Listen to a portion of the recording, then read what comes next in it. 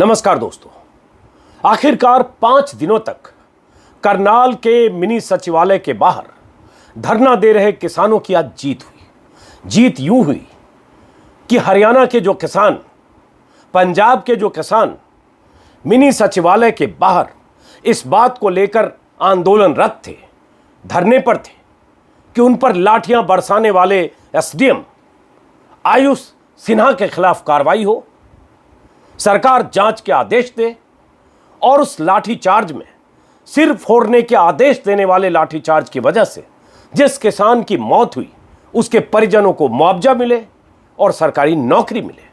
खट्टर सरकार ने पहले ही दौर में, बातचीत के पहले ही दौर में एक तरह से किसानों की इन मांगों को ठुकरा दिया था। किसान नेताओं ने चेतावनी दी थी कि अगर उनकी मांगें नहीं मानी गई तो वो 6 अगस्त से मिनी सचिवालय का घेराव करेंगे। फिर भी मांगे नहीं मानी गई। आखिरकार किसानों के जत्थे घेराव के लिए करनाल के मिनी सचिवालय के बाहर पहुंचे। रोकने की कोशिशें हुई, वाटर कैनन चले, लेकिन किसान तो किसान थे। पूरी तादाद के साथ, जत्थों के साथ और इस मांग के साथ, बुलंद हौसले के साथ मिनी सचिवालय के बाहर आए और डट गए। किसान मोर्चे के नेताओं का भी जमावड़ा लगा। राकेश टिकैत, गुरनाम सिंह चढ़ूनी, बलवीर सिंह राजेवाल, योगेंद्र यादव और तमाम किसान नेता लगातार उस मोर्चे पर डटे रहे जो मिनी सचिवालय के बाहर लगा। कई दौर की बातचीत हुई। पहले दिन 8 तारीख को 3 दौर की बातचीत, उसके अगले दिन फिर 2 दौर की बातचीत, फोन पर संवाद। हर बार सरकार उस बदमिजाज, उस बेलगाम और उस सिरफोड़ आदेश देने वाले आयुष सिन्हा के खिलाफ कार्रवाई करने से इनकार करती रही। लेकिन किसानों की एकजुटता रंग लाई और कल शाम, देर शाम, किसान नेताओं के साथ सरकार के नुमाइंदों की बातचीत का कुछ नतीजा निकला और आज सुबह किसान नेता और हरियाणा सरकार के अधिकारियों की एक साझा प्रेस कॉन्फ्रेंस हुई और उसमें कहा गया कि किसान नेताओं की और किसानों की मांगें मान ली गई है। इसी के साथ धरना खत्म होने का ऐलान हुआ। मेरे वीडियो में लगातार आपने तस्वीरें देखी होगी हरियाणा के करनाल से। मैं भी करनाल 2 बार गया। वहाँ करनाल मिनी सचिवालय के बाहर की वो तस्वीरें, जब पहले दिन किसान पहुँचे, खुला आसमान था, ज़बरदस्त गर्मी थी, उमस थी, खुले आसमान के नीचे पूरे दिन रहे। अगले दिन वहाँ तंबू कनात लगने लगा। किसानों ने पक्के मोर्चे के इंतजाम शुरू किए और ऐलान कर दिया कि अगर उनकी मांगें नहीं मानी गई, उस बिगड़ैल और बदमिजाज एसडीएम आयुष सिन्हा के खिलाफ कार्रवाई नहीं हुई तो किसान हटेंगे नहीं। आज खबर आई कि उनकी मांगें मान ली गई। मैं चाहता हूं, तस्वीरें आप देख पा रहे होंगे स्क्रीन के दोनों तरफ। एक तस्वीर है जब किसान 4-5 दिनों से वहां धरने पर बैठे हैं।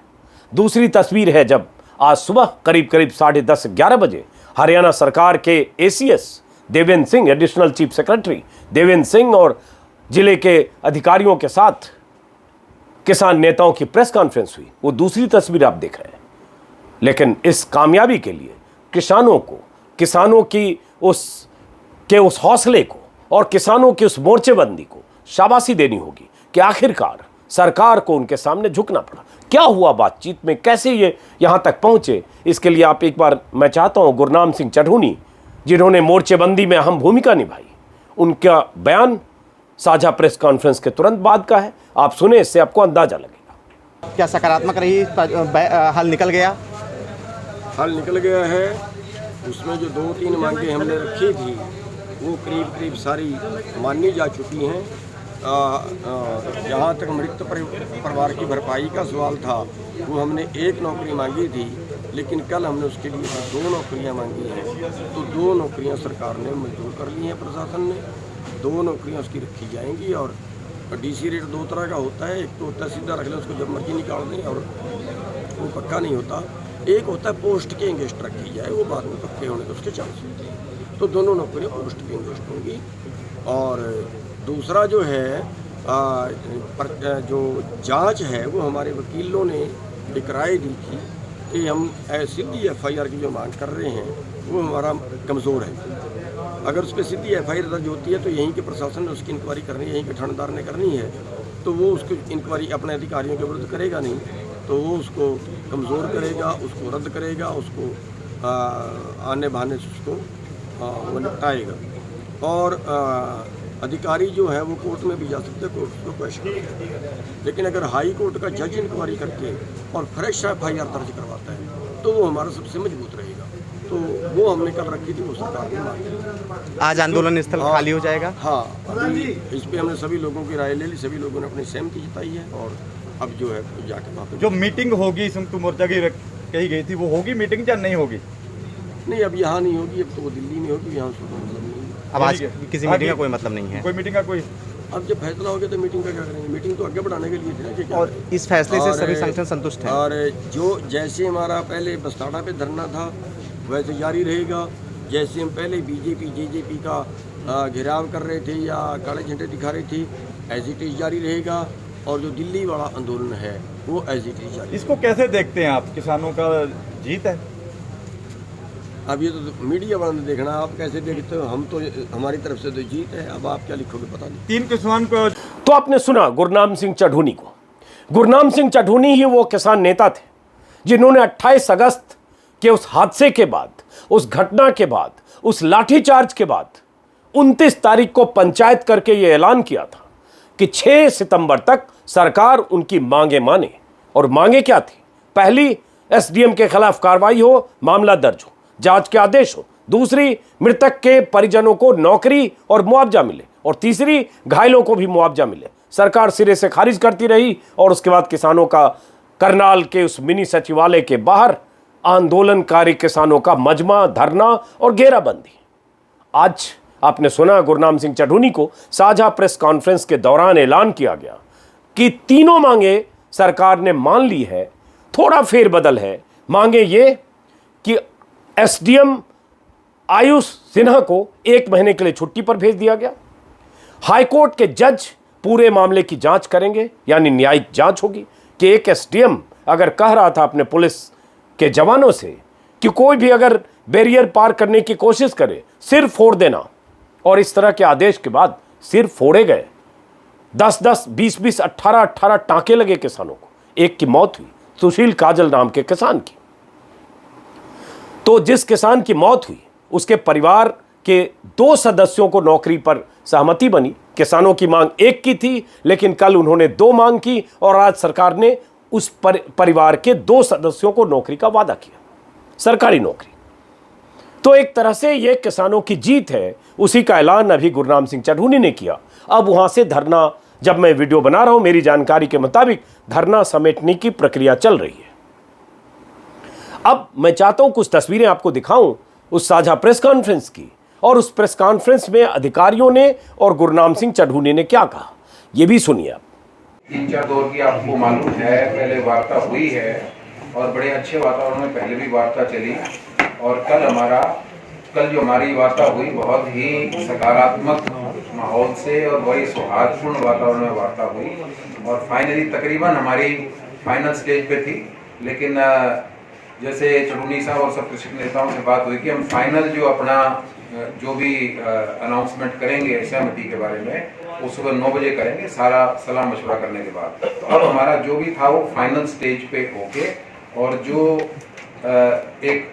जो हमारी सहमति हुई है दोनों पक्षों में, सरकार की तरफ से कृषक नेताओं के बीच में, बहुत ही पॉजिटिव माहौल में, बहुत सौहार्दपूर्ण वातावरण में हुई है।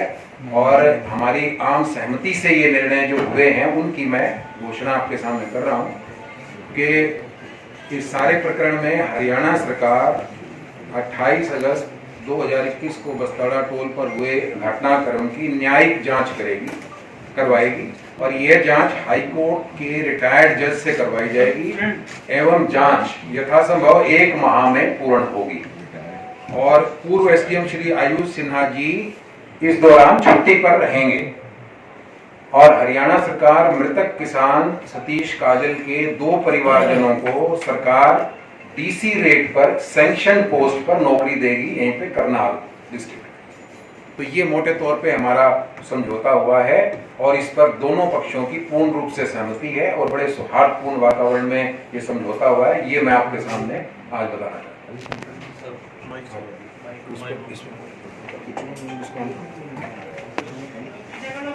थोड़ा पीछे ना भाई, थोड़ा पीछे नहीं हो, पीछे नहीं। सभी जो हमारे पत्रकार भाई हैं सभी को नमस्कार, धन्यवाद सबका। आप बहुत दिन से कवरिंग कर रहे हो आप। तो इसमें एक तो जो हमने एक नौकरी मांगी थी, लेकिन कल उसको जो है, क्योंकि उसका कंपनसेशन जो शहीद परिवार है उसकी हम किसी हाथ भरपाई नहीं कर सकते, इसलिए हमने उसका तय किया था कि उसकी भरपाई ज़्यादा चाहिए, क्योंकि असली नुकसान तो उसी का हुआ है। तो इसलिए कल हमने उसके 2 मेंबरों को नौकरी मांगी थी, जो प्रशासन ने मान ली है, सरकार ने मान ली है, और 2 लोगों को नौकरी उसके परिवार के दी जाए। एक मिनट बता दें कि यहाँ हमारा मकसद था ज्वाइंट इसीलिए किया कि कोई कंफ्यूजन ना रहे, साथ बैठे हैं और जो के सामने इकट्ठी करें सरकार की घोषणा है, इसलिए ज्वाइंट कॉन्फ्रेंस से। लेकिन यहाँ हमारा मकसद था कि जो समझौते की परिधि की और जो भी पैरामीटर तय है वो आपके सामने। एसीए साहब 2 सवाल फ्रेम आ रहे हैं एक साथ में। अगर प्रशासन से सवाल करना हम नीचे चलते हैं, किसानों से अगर किसी ने सवाल लेना है तो हम नीचे आ रहे हैं। देवेंद्र जी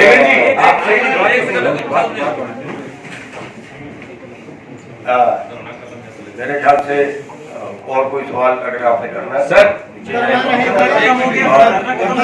चड्डी साहब, धरना रहेगा या खत्म करेंगे?